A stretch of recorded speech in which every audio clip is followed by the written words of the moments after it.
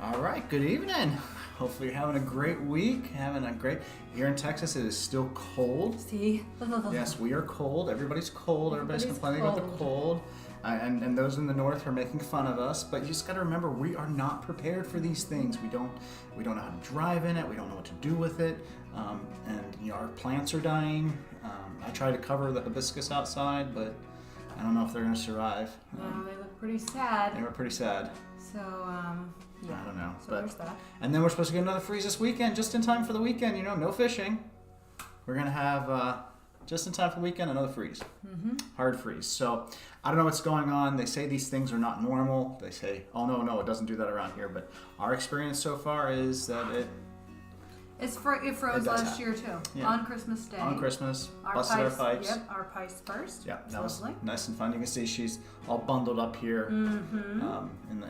It's a polar fleece. Yeah, I do have the heat is on in the house, but at the same time. Yeah, it's not enough. It's not enough. No, I'm not, because I'm not going to heat it that much. It costs too much. But I'm basically walking around in a blanket. Yeah. So, hey Ben, welcome to the live stream. Glad you're here for the live show, and good evening to you too, Grant.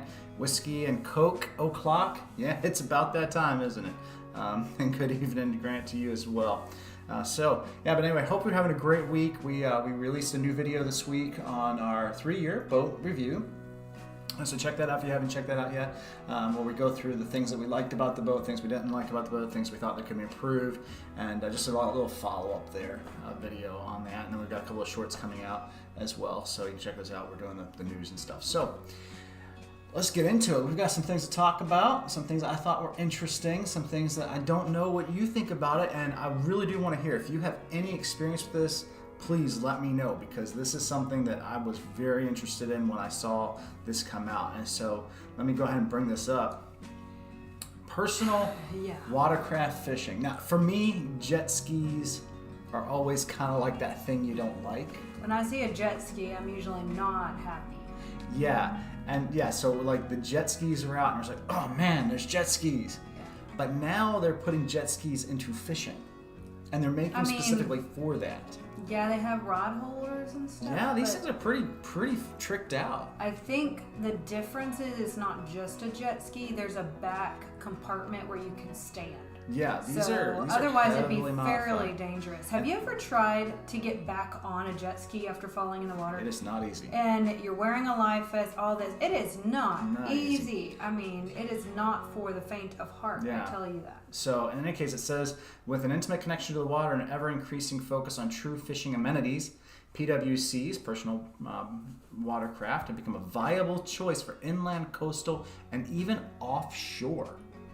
I wouldn't do that. I'm sorry, that's a stretch. Going offshore fishing on a jet ski, I don't know. But I did when I was reading this article, and if you want to, the articles are on the link, all linked in the description. There was a report of a guy catching a sailfish off of a jet ski.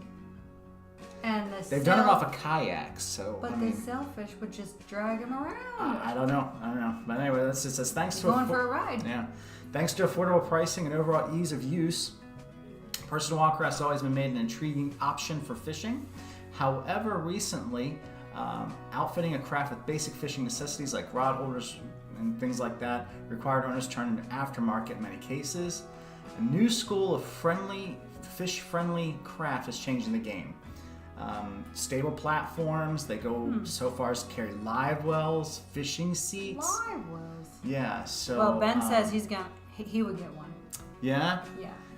And you know what? He said boats too much, but maybe a jet ski. Well, I thought it's almost like a motorcycle, right? So you got you got your different side. You got your semis over the water, your freighters, and then you've got your cars over the water, which is your regular boats. Now we're gonna have motorcycles out there, and I think that's kind of what this is gonna be. And I'm not going to go through all the different ones. There's plenty of different models here. I'm not interested in all the models and the makes and all that sort of stuff. I just thought it was just an interesting thing to go. I could, like I said, falling off it. I guess they are pretty stable though. If you have a back platform, most of your jet skis don't, but the fishing ones are built differently. I think they're probably like a little bit more. Yeah, look at it right here. It says summer 2023 saw the first swordfish caught from a personal watercraft, PWC, miles off Louisiana coast. That's nuts. But the one problem I see is you really can't fish with a buddy on that. No, you're going to have... really going out by yourself, yeah. and you're in trouble if something goes wrong. They showed some of these, like I said, I'm not really interested in all the things, but here's 30-gallon tanks. It's about 8 miles per gallon, this one. And there's plenty of them in here. You can take a look at them. They come with fish finders, fish coolers, rod, trolling mode. You can put your jet ski into trolling mode. That's crazy. I think the biggest thing, it would enable people who can't afford a boat and don't want to fish from the shore anymore to get out there occasionally. And honestly, probably a little bit safer. And Grant, I agree with you. It may be a little bit safer than a kayak. Yeah. Because it is a bigger body. You can move faster too. I mean, they do go fast. The thing is, kayaks is like if you do get caught out somewhere, you can't get back if you're tired. I mean, and this one at least has a motor, can jump waves. You're looking at the prices. You're $11,000 brand new. I mean, it's not that bad. Buying them used, you could probably do a little bit better. Yeah, I mean, and this one says it can seat 3. What? Yeah, so you can see how it's got an extra chair in the back of this one. See how this one has 2 chairs. How fast do they go? Let's That's see, my 130 curiosity. horsepower. It doesn't say how fast I they want to know, go. like, how fast does it, like, I don't know. faster than a boat? Because I've seen them zoom around. Oh, yeah. But seats, 3-seaters, 6. So you could put multiple people on these things. I don't know. This one comes with a whole fishing platform How do you deck. fish with more than one person there? Well, so here's two. They're standing up and they're side by side. But I don't see how you get 2 people to stand and fish. Yeah. Maybe sit. Look, this one comes with a pull-out boarding ladder. So if you do get thrown off of it, you can get back onto it. So but here's what they say, and I'll scroll down to the bottom of it. It says, if this subject interests you and you say, hey, I'm gonna look into jet ski fishing, first of all, please post videos of it because that's a niche nobody's in. I think. I do not know of any channels. It's probably hard may to be film out there while driving a jet ski. No, you just put a GoPro on. I would think it would be that thing, but. But if you're gonna get into jet ski fishing, you really do need to have a YouTube channel. I really think that because that's just gonna be some wild stuff. I would watch that. To consider. I would watch that even though I don't jet ski fish. But it says 8 things to consider. It says space and size and stability. 3-passenger craft works best thanks to their added size, but don't overlook stability. Key for stand-up casting or trying to bring a larger fish over the side. So that's gonna be important because you reach down to get the fish and plop, you fall so in. easy to. Well, like displacement. Like if you're standing on one end, does it force the other end up? That's the curiosity I have. The cool thing about it though would be you can go fishing and it's recreational too. So that would have multiple uses. So that's pretty cool. Rod holders, carrying fishing rods can be cumbersome. Look for multiple rod holders, typically portable so they can be repositioned. So that's just like in kayak fishing. You want to make sure there's plenty of that. Aft platforms. Many anglers will never leave the saddle, but a large aft platform makes good casting decks. And you can mount a gear, a cooler. These things are carrying cooler. I mean, if we go back up, that one picture, you see coolers on the back of these things, and there's the fishing rods there on the back. I'd want to have a platform. I wouldn't want to fish straddled. Yeah, the all whole day. time. Yeah, I don't like to fish sitting down. So so you have coolers. Coolers carry snacks, but they can also be converted to live wells, and the cutting board on the top of the lid. GPS fish finder. That's going to be important in any craft. So you're going to want that. It says flatter saddle design. Contoured saddles are great for cruising, but anglers would benefit from a flatter saddle profile. And then they did say non-supercharged engines. Because speed is fun, but fishing increased range, fuel efficiency. So that's going to be important. All right, Ben says, just saw the YouTube title quick search. This is why I bought a fishing jet ski 32 miles offshore. So somebody is 32 miles recording offshore? something, a video of a jet ski. Oh my goodness. I'm going to have to look that up. I mean, we don't even go offshore. Are they more stable than what we have? I would think that the waves wouldn't be as big of a deal because the jet ski goes right over top of waves, does it all the time. I think you want waves. If you're out doing jet skis, you want waves. You probably don't want them too big, too much chop. But oh man, Yeah, so Fishing jet ski. this is, and it has a whole bunch of more information here about jet skis, best brands, are they worth it? You know, just a whole bunch of things. So this article was just very interesting to me when I saw it because it was a whole thing I did not know existed. This.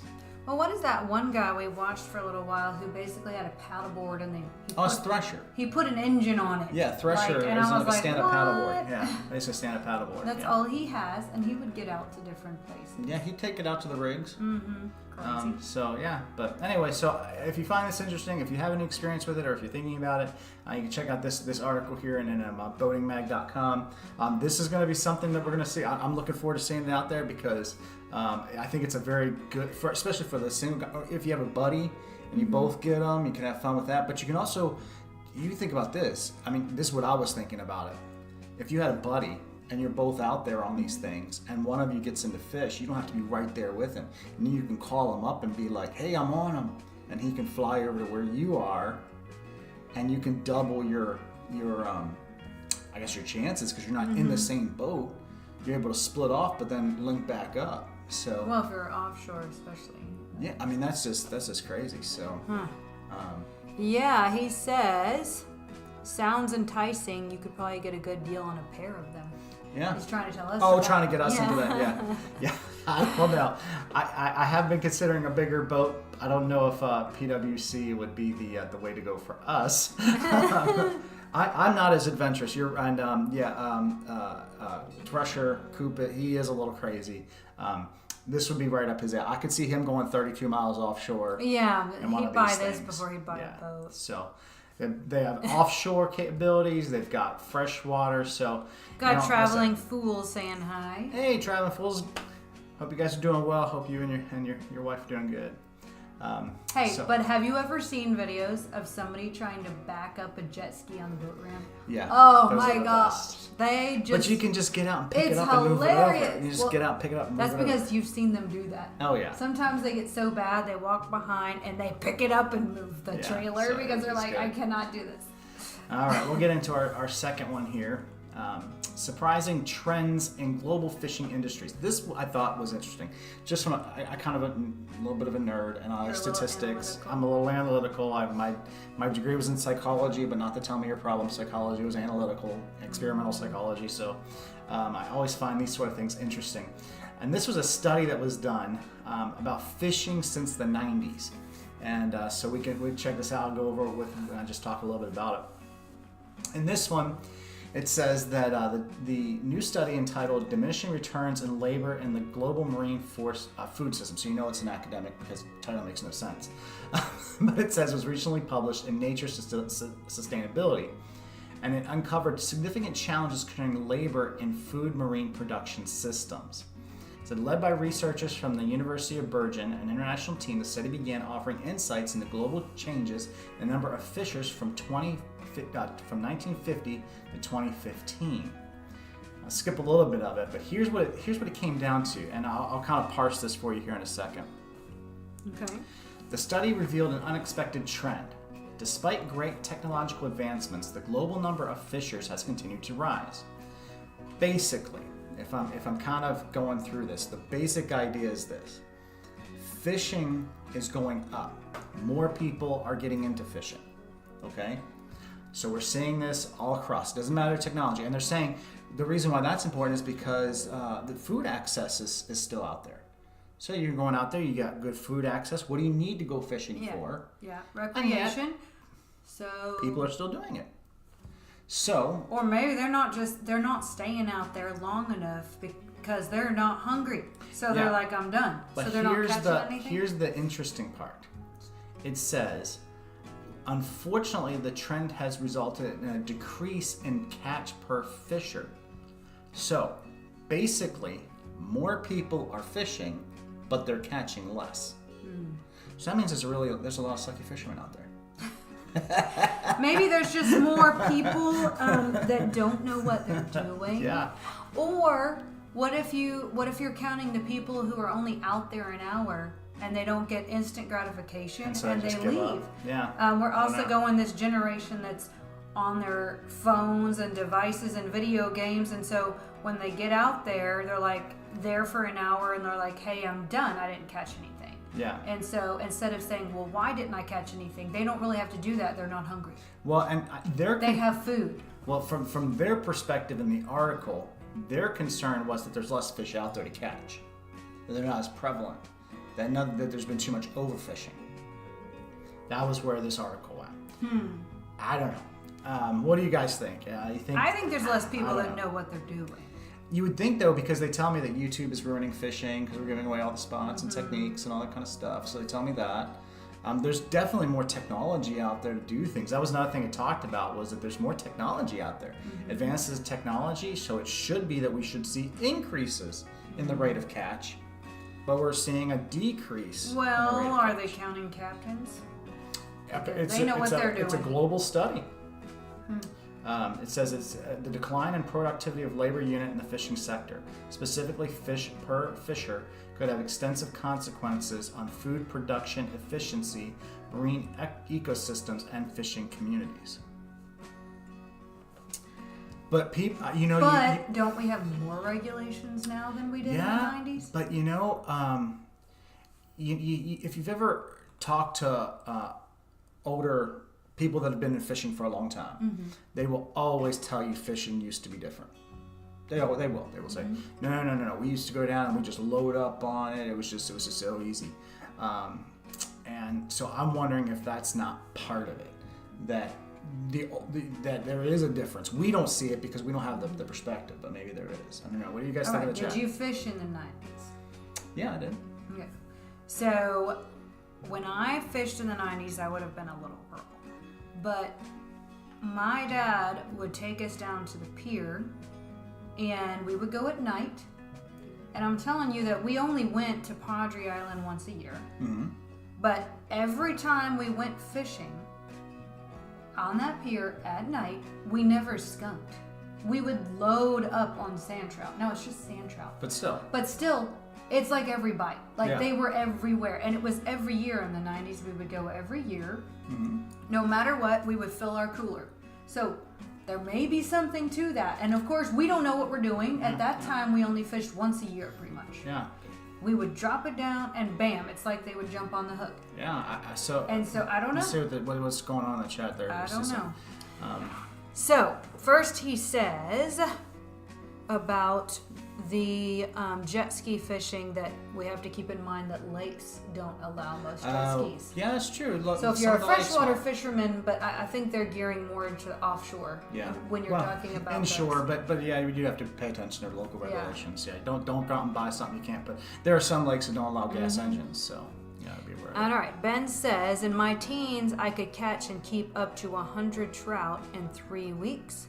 And as an adult, I don't see 10 trout all year. Yeah, Ben, that's he has been in this area. I think he's been in Texan for life kind of thing.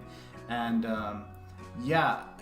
when we compared to Corpus area to here in Sabine area, radically different. We never even came close to limiting out on trout in the Corpus area. Here we can. But Louisiana, they're having all kinds of issues with their fishery because it's being overfished. And so that it could be just simple overfishing. It really could be. I don't know. But it is anecdotal, but you hear people even talk about size. I almost pulled up an article talking about trophy flounder. That you don't see big flounder anymore. People are getting them in over the the size, but they're just not there anymore. Well, remember when we lived in we went to Aransas Pass? What that Aransas Pass used to be called, or Port Aransas. Used to be called. It was for the tarpon. Tarpon. Yeah. And that used to be the city's tarpon all over the place. Yeah, that was the city's name. They have pictures of huge tarpon. And you go to some of the restaurants, still have the pictures of men holding tarpons bigger than they are. Yeah. Hundreds and hundreds of pounds, and they kept them because they were obviously dead in those pictures, but they kept so many now. There's no tarpon to be found at all. So I think the lack of regulations from 50s all the way to 2000 might have contributed some. There's something going on there. And let's see what else. They said, well, Grant says people don't know how to catch, which is probably some of it. That is true too. We've got to say, like, just because technology has improved and just because we have access to more things than what we did, doesn't mean people know how to use it. Because, man, we have seen some people out there, you don't even know how they got out there. And you see them on the jetties all the time. You see them out there, and you're just like, there's no wonder you're not catching anything. The knowledge is out there, but you got to take advantage of it. That's true. Yeah, and Traveling Fool says these new nerds can suck at fishing. Yes. I think it's that too. That's part of it too. I also Video think game fishing. Their instant gratification means that they're less patient, and they're, they may be getting out there, but they're not staying out there till they figure out what they're doing. Yeah. That might be part of it too.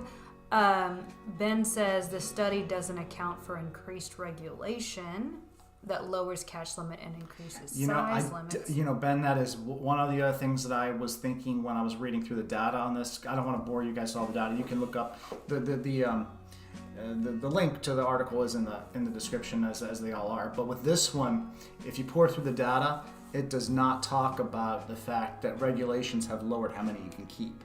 That would lower the rate of catch per fisherman. Because if, like Ben was saying, you go out and you catch, you were allowed to keep 15 trout. Well, now you're allowed 3. So that's definitely going to lower the rate of catch. Yeah. Well, so because they're not catching as many because you're not allowed to, right? Yeah. And you're not allowed to keep 12-inch trout. Right. So if you could, back, let's say in 1960, we're catching trout, nobody knows what size they are. Mm-hmm. And so, even croaker, you don't see big croaker because they're using them for bait. Mm-hmm. And so you're just not seeing the croaker get as big. So all these things are going to impact the fisheries. I mean, and then even to the point where now the CCA is releasing redfish, speckled trout, and flounder, and we're still not seeing a population rebound. They say redfish are doing okay, but the trout, they're talking about changing regulations, and the flounder, they've closed things. So so it's one of these things that I think something's going on. I think gigging has changed some stuff with that. Gigging, the flounder. But so there's just something. What else we got there? He said most of the trout were 12 inches or less. And then Grant says, yes, that's true. And then he says 12 inches still ain't good. Yes. Yeah. Yeah, but you know what? The other thing that's weird about this, and I don't want to get onto the 12. Oh, he accidentally wrote 12 foot. Okay. Yeah. 12 foot trout. That would be something. That's not bad. 12 foot trout. Good job, Ben. 12 foot. Yeah. The other part, I didn't want to get into the whole speckled trout debate and all this, but it's kind of silly where they're putting the regulations, because we know that the bigger fish are breeder fish, but when they get above a certain size, they don't breed as often. And so studies have talked about that, and they don't have as many eggs and things as the ones that are in the slot that they're actually encouraging us to keep. So if you're saying nothing over 23, well then some of those older gator trout might not be producing. They might be able to catch. Yeah, they might be having the egg, but they're not producing as often or as many as the ones that are the younger fish that are in that slot that they're encouraging us to keep. I would have gone 15 to 20 instead of the 17 to 23, because those ones over 20 are, so it really doesn't make much sense. I mean, there's some things like that where you just kind of shake your head and say, I don't really understand it. But in any case, check out this study about the global fishing industries and the decline there in catch per fisher since the 1990s. And that'll bring us to our last segment of the evening, and that will be unsolicited advice.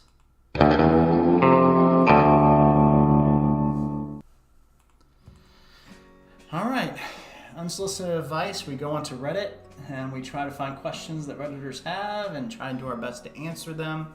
And so that's what we're going to do here in this one. And love for you guys to chime in and so before we get to that, Ben says you're saying that fish go through menopause.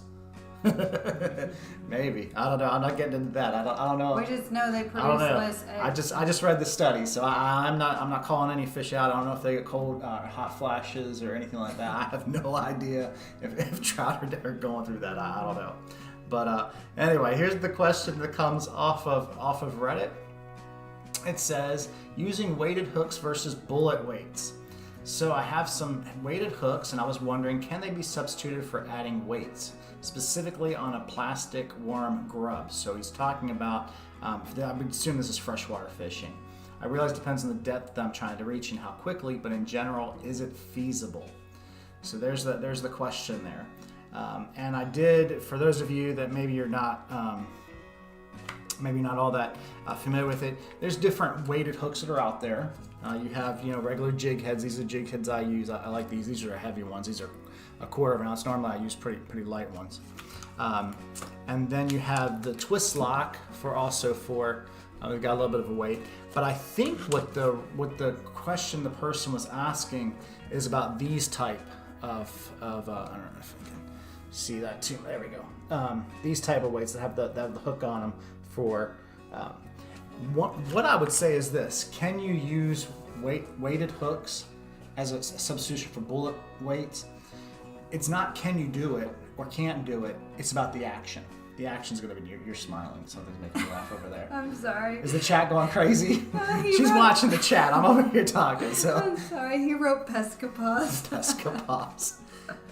Pescapaz. Oh my goodness! I don't even know.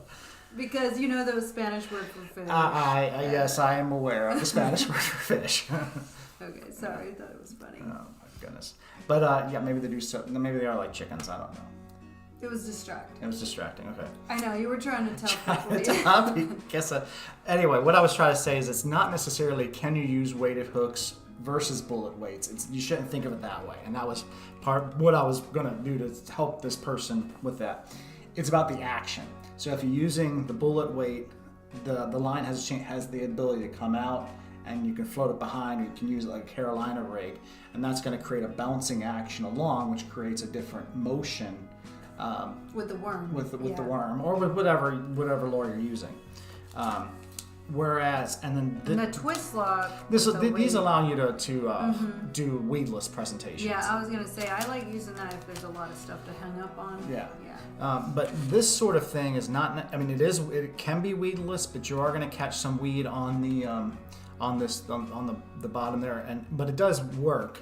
But it really depends on the presentation that you're going for. If you want to get a bouncing thing and let that lure or the worm float up, a Carolina rig, Texas rig style, bullet weight is still what you need to go with. If you want to hook up for weedless and because you're fishing around lily pads or a lot of stuff like that, then maybe you want a weedless presentation. So it sounds like your advice is to bring both. Yeah, do both. And depending on what's going to work. Yeah, depending on the presentation, depending on how you want the bait to present, how deep you want to go. One of the things is you can only put so much. These are 1/8 of an ounce, and look how big they are. And you can see those. I mean, those are big. That's a lot of weight there. And so if you want to get down and you need to get close to the bottom, then you're probably still going to need a bullet weight. And again, then that gives it that bounce because you're going to be able to bounce it, and it's going to be able to. One of the videos I have planned to do is show a difference in the action between a Carolina rig and a Texas rig. Because people always debate these things, and they say, "Oh, what is this one's? If this is better, if this is worse, or whatever it is." And it's not that is it better or is it worse. It's really what is the application. Really, how are you going to use it? So and we use these things we tip them with shrimp too. You can do that as well. So yes, and Ben, I appreciate that. Thank you for. If you are in the chat, make sure you do like the video. That does help us as we're getting these things started. This is our third live show. Do you like it after it's done? No, you like it during it. Where? No, hit the like button. Okay. Oh, you have to get out of it and press it. Okay. Yeah. I was like, But- where's the like button? Anyway, so if you're in the chat, I do appreciate that. Lots to like to do, Ben. Thank you for that. So hopefully this little piece of advice helps out the person. My personal favorite, I like Texas rigs. I just do. But you've caught one of the biggest flounder you had off of Carolina. But sometimes it it's depends. being there at the right time. Well, yeah. I mean, it was just a lure. It wasn't even live shrimp. So Yeah. sometimes they see what they want and they eat it, Yeah. and may not. Yeah, the thing I like about the Texas rig, I think that the most is I can feel it better. I know where that line is. The Carolina rig, because it stretches out behind where the weight is, and it does get it up off the muddy bottom. That's true, but you can't really feel where that lure is as well. That's my opinion. I don't know if anybody else has an opinion on your favorite for that free goat, especially you fishermen. Grant uses freshwater. a Texas rig. Texas rig. He says he doesn't fish deep enough for the Carolina rigs. Okay, there you go. See, and that's where it's really depends on the, and that's why even in this question he says is using weight versus bullet weight. It's not either or. Mm-hmm. These are two different things in the arsenal, and you want to make sure that you can use them both because conditions will dictate what you should use. So, hopefully that's of help. This weekend, what do we got going on? Well, you said we're not going fishing. No, we're not going fishing. Sorry. You think the It's gonna be like 20 degrees outside.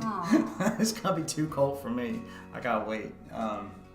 But hopefully you guys have good plans to get out there and do some fun things. I wanted to get over there by that power plant I know. because it warms up the water. It's just but perfect then for that. we've had some lower water levels, The north so I'm winds, yeah. worrying that 2 feet lower makes that inaccessible in some areas. So Yeah. I don't know if we can get there or not. So. Yeah, but hopefully you've got a birthday coming up, so maybe your birthday weekend we can get out there and do something.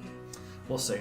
But hopefully you guys have awesome plans. Hopefully you're planning for an awesome weekend because I know it's important. Get out there, get outside, go out there and breathe some fresh air. Honey, Is it? Well, maybe somewhere it's not. You know. Can you think of a place that's not cold if Texas Well, is but getting cold? some of these people might be up north and they really like the ice fishing. So, hey, the cold weather, cold snaps could be, they could be looking forward to that. Here, no, not so much, but, maybe in other places they are. After that ice fishing episode we reported on, I'm like, I don't know about this. Yeah. But everybody, have a great weekend. Check out if you haven't seen the review of our Mako boat and you want to check that out, make sure you do that. Make sure that if you have not subscribed, if you're watching it somehow and you haven't subscribed to the video, make sure you subscribe to our channel. We do appreciate that. We're getting close to 2,000, so do appreciate that very much. And until next time, May the fish be with you. see y'all later.